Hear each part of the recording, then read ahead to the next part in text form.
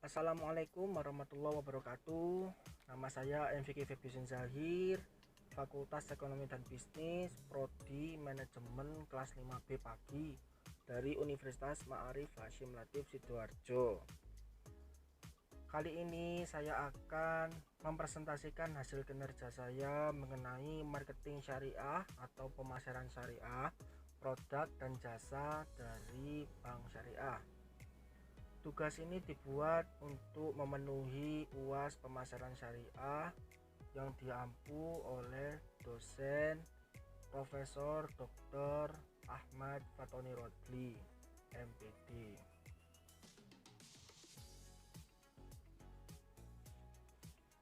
Marketing atau pemasaran secara umum atau pengertian pemasaran. Pengertian pemasaran menurut Kotler adalah suatu proses sosial dan manajerial yang di dalamnya individu dan kelompok mendapatkan apa yang mereka butuhkan dan inginkan dengan menciptakan, menawarkan, dan mempertukarkan produk dengan pihak lain.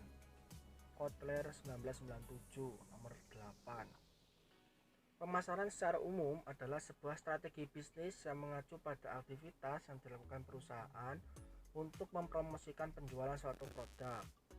Nah, di pemasaran itu sendiri mencakup periklanan, penjualan, dan pengiriman produk kepada konsumen atau bisnis lain.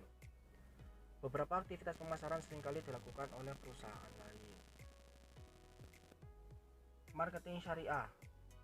Marketing syariah atau pemasaran syariah ini adalah sebuah disiplin bisnis strategis yang mengarahkan proses penciptaan, penawaran, dan perubahan value dari suatu inisiator kepada stakeholders yang dalam keseluruhan prosesnya sesuai dengan akad dan prinsip-prinsip muamalah dalam Islam.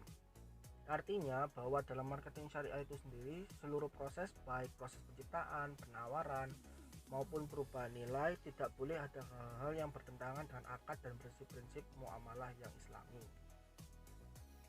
Bank syariah dapat dipahami terlebih dahulu bahwasannya bank syariah adalah bank yang dijalankan dengan prinsip hukum Islam dalam kegiatan operasionalnya.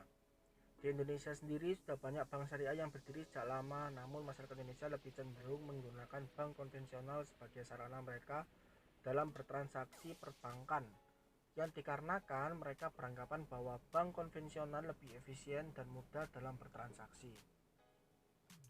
Nah, dengan alasan tersebut, sejumlah bank syariah segera melakukan pemasaran yang mana mereka mengenalkan produk di bank syariah kepada para nasabah guna memenuhi tingkat kepuasan para nasabah dalam bertransaksi.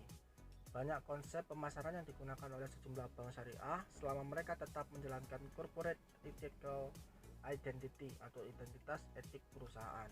Nah, untuk itu sejumlah bank syariah menerapkan sejumlah strategi pemasaran guna menarik minat nasabah agar beralih ke bank syariah. Nah, strategi bank syariah. Strategi yang dapat dilakukan oleh perbankan syariah itu antara lain: yang pertama adalah komunikasi eksternal, baik dalam rangka edukasi prinsip syariah maupun produk-produk yang ditawarkan. Kedua, menciptakan efisiensi melalui inovasi produk dan inovasi proses. Yang ketiga, mengembangkan budaya syariah sebagai salah satu usaha menuju good corporate governance.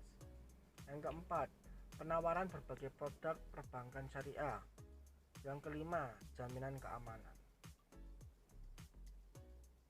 Produk bank syariah. Berikut ini adalah beberapa produk bank syariah di Indonesia yang dapat dimanfaatkan masyarakat secara luas berdasarkan kebutuhan, yaitu ada tabungan syariah, deposito syariah, gadai syariah, pembiayaan atau pinjaman syariah atau leasing. Yang kelima adalah giro syariah.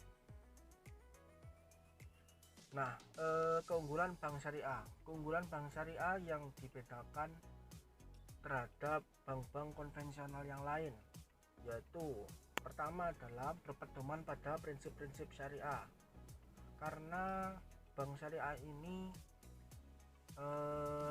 diawasi atau dinaungi oleh MUI dan pemerintah. Jadi pasti hal-hal yang dilakukan yang berkaitan dengan keuangan atau kegiatan yang lain menyangkut giro syariah, tabungan syariah pasti berhubungan dengan Islam atau halal, dipastikan halal. Kedua, sistem pembagian keuntungan. Bank syariah ini menggunakan sistem bagi hasil. Ketiga, pengelolaan dana sesuai syariat. Keempat, manajemen finansial yang aman dan terpercaya.